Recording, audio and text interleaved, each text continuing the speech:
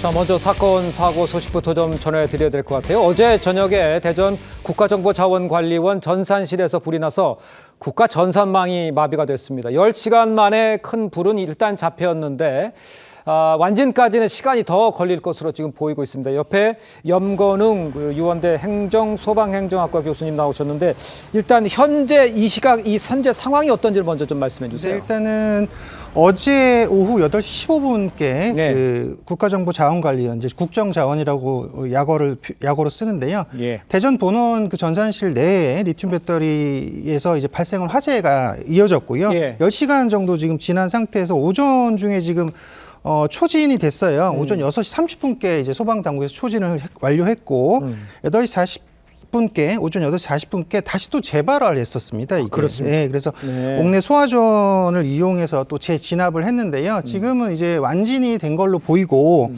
다만 이 화재가 계속 이렇게 장시간 이어진 이유는 네.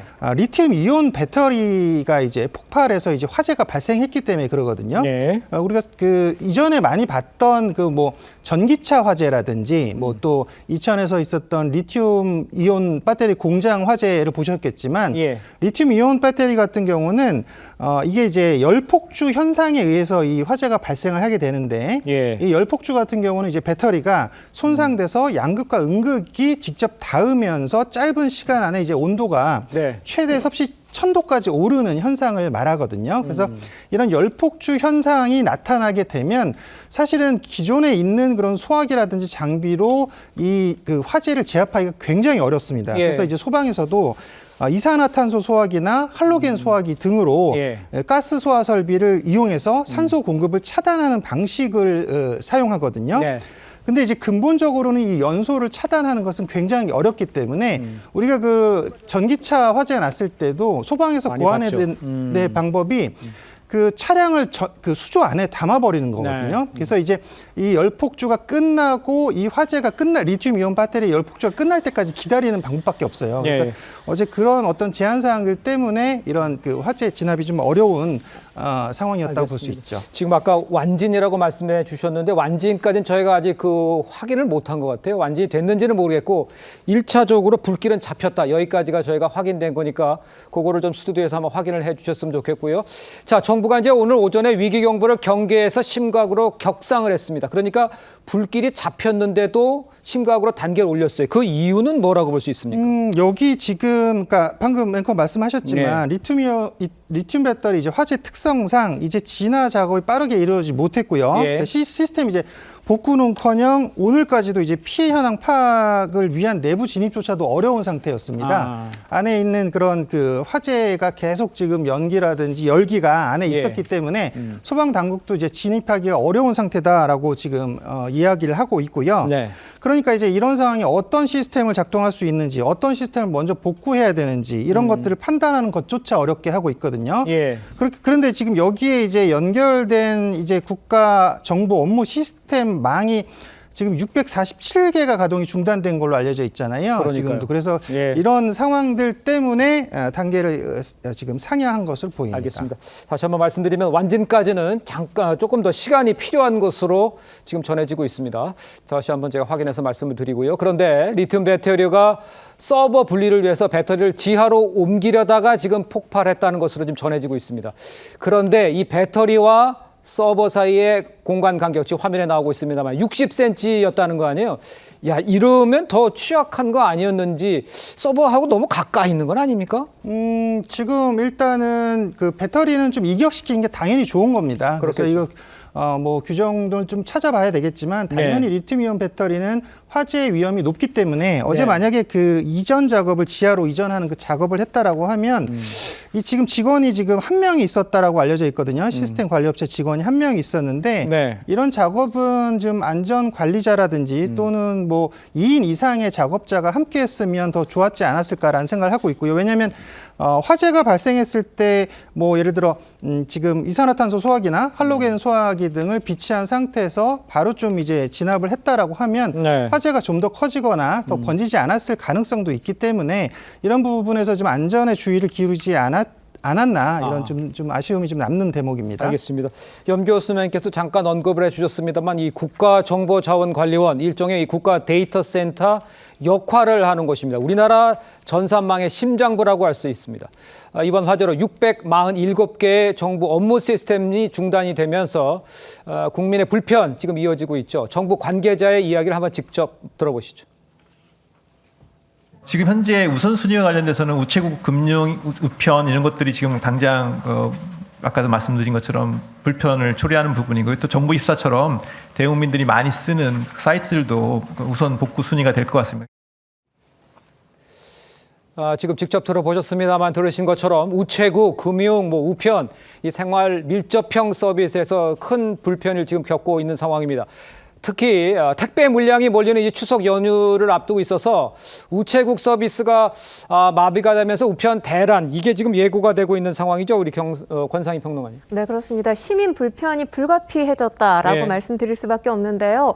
우체국 택배를 통해서 택배를 받아야 되는 분들도 있고 보내야 되는 분들도 지금 많을 겁니다. 네. 이 추석 명절 기간 동안 하루 평균 160만 개 정도의 이 우편물이 접수될 것으로 예상됐던 그런 상황인데요. 네. 지금 만약에 시스템 복구가 언제 이루어질지 확신할 수 없는 상황이잖아요. 지연되게 된다면 우편물 접수와 배송, 이 오프라인으로 전환되면서 지연이 불가피할 것으로 보입니다.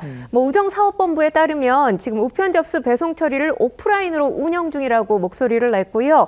서비스 정상화에 총력을 다하고 있다라고 밝히기는 했습니다만 예. 시민들 불편, 당장 다음 주가 추석 전주잖아요. 월요일부터 시작되지 않을까라는 걱정이 됩니다. 그러니까요. 이뿐만 아니라 내부 전산망에서 공무원들 정상 업무가 지금 불가능한 상황인데 정부 24, 119 신고 시스템 이것도 지금 작동이 안 된다고 한다. 이러면 이제 국민 안전에도 빨간불이 켜진 거예요. 그럴 수밖에 없습니다. 지금 현재 119 신고 전화로만 가능한 상태입니다. 이전에는 문자라든지 영상, 웹같이 다양한 방식으로 신고가 이루어졌었는데 네. 지금 전산장애 때문에 다 불가능해졌습니다. 그렇기 때문에 응급 상황에서 구조가 지연되는 거 아니겠느냐 또는 접수가 잘못될 위험도 높아지지 않겠느냐 이런 우려감이 커지고 있습니다. 예. 경찰에서는 119 신고자의 위치를 확인해야 할 때 이 전화번호 등으로 직접 위치를 확인해서 소방의 정보를 공유하겠다. 이렇게 임시 협조 절차를 마련한 상태라고 밝히기는 했습니다만 네. 사실 응급 상황이라는 게 1, 2초, 분초를 다투는 상황이잖아요. 맞아요. 그렇기 때문에 이런 상황에 놓여 있는 경우 그 불편함과 또 걱정이 상당히 커질 것으로 보입니다. 이 외에도 지금 교육행정정보 연계 처리하는 시스템이 바로 나이스죠. 나이스 역시 지금 인증 접속이 막혀 있는 상태입니다. 역시 조기 복구가 되지 않게 된다면 전국의 유치원을 비롯해서 초등학교, 중학교, 고등학교 이 업무에 큰 지장이 초래될 가능성 커 보입니다. 자, 이렇게 심각한 상황인데 교수님 보시기에 그럼 이게 복구는 언제 정도 걸립니까, 시간이? 지금 그러니까 이번에 국정자원 같은 경우는 이제 데이터 백업 센터, 그러니까 이게 클라우드 백업 센터가 제대로 되어 있지 않거든요. 그러니까 무슨 얘기냐면 2022년에 우리 카카오톡도 마찬가지의 이런 사고가 있었단 말이에요. 그러니까 네. 무정전 전원 장치라고 하는데 UPS라고 하는데 이게 아까 말했듯이 리튬 이온 배터리로 지금 정전이 됐을 때도 가동되게 하는 시스템이거든요. 예. 근데 이게 이제 2022년 카카오톡 같은 경우도 이미 한번 이런 동일한 사고가 났었고 이번에 발생한 이 사고 같은 경우는 그러니까 이게 프라이빗 클라우드 환경인 G 클라우드 존에 해당하는 거예요. 그래서 예. 여기 재난복구 DR 시스템이 있는데 서버 DR과 클라우드 DR 두 가지가 있는 거거든요. 근데 이제 서버 재난복구 환경 갖춰져 있지만 클라우드 재난복구 환경이 안 돼 있다는 겁니다. 그렇기 때문에 이 데이터를 다시 복구할 수 있을지조차도 이제 불분명해요, 사실은. 그리고 네. 이게 이제 분원이 지금 광주하고 대구에 있긴 한데 다 각기 다른 업무들이거든요, 이게. 그러다 보니까 아마 이제 클라우드 백업이 안 된 그런 상태에서 이 지금 아마 복구 자료가 있다라고, 지금 백업이 됐으면 복구 자료가 있는 거잖아요. 그러면 이제 복구가 가능한데 그렇지 않은 상황이기 때문에 지금 복구는 굉장히 좀 난항을 겪을 것으로 예상이 되고 예. 좀 기간이 상당히 걸릴 것으로 그렇게 보여집니다. 보고 계시는군요. 알겠습니다. 그런데 조금 전에도 말씀해 주셨습니다. 3년 전 이 카카오에서 리튬 배터리 화재로 목통 사태 있었던 거 아마 기억을 하실 겁니다. 야권에서도요, 이번 화재를 관리 부실로, 그러니까 인재라고 보고 있고 비판을 하고 있습니다. 글쎄요, 이렇다면 경험을 해봤기 때문에 야당에서 비판하는 지점은 어떤 겁니까, 지금? 그러니까 이게 지금 사실은 국가 서비스의 서버들이 보관되어 있는 데이터 센터잖아요. 맞아요. 일종의.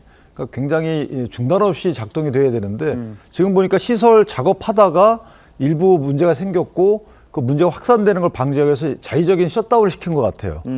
그러면은 이런 것들은 어느 매뉴얼이 있어야 되는 거 아닌가. 예. 그런데 그 이전에 카카오톡에서도 이런 문제가 발생했기 때문에 당연히 발생할 경우의 수를 상정해서 이런 일이 발생하지 않도록 예방적 매뉴얼이 있어야 되고 예. 공사할 때도 마찬가지로 어떤 매뉴얼에 따라서 공사가 진행됐어야 되는 거고 그다음에 만약에 이런 일이 발생하게 되면 그 디지털 재난 대응 매뉴얼처럼 뭔가 자연스럽게 그 확인이 되고 이걸 중단시키고 그다음 백업이 돼야 되는데 예. 이런 부분 관련된 매뉴얼이 있는지를 확인해 봐야 되는 거고요.